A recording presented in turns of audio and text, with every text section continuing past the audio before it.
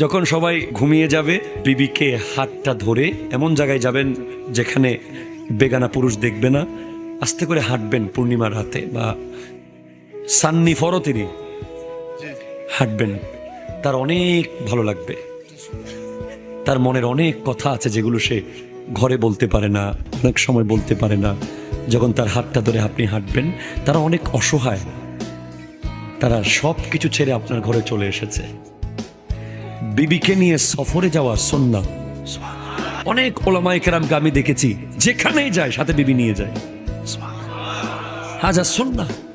উনি কার কাছে রেখে যাবে বিবি? আর উনি কেন গিয়ে অন্য বেগানা নারী দেখবে? সাথে বিবি থাকবে।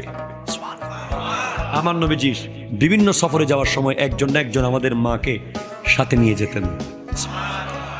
ইসলাম অনেক স্মার্ট, ইসলাম অনেক সুন্দর।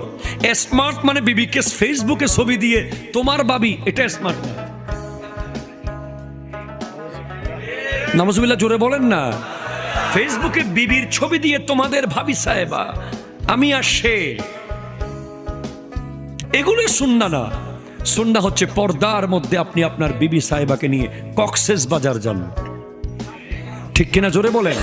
আপনি রাঙ্গামাটির সুন্দর দৃশ্য দেখতে নিয়ে যান, আপনি বান্দরবন নিয়ে যান যেখানে কোনো বেগানা পুরুষ থাকবে না, তাকে আর আপনি তাকে নিয়ে সমুদ্রের ঢেউ দেখেন, তার মনের কথাগুলো শোনেন, আল্লাহর নিদর্শনের শুকরিয়া আদায় করেন।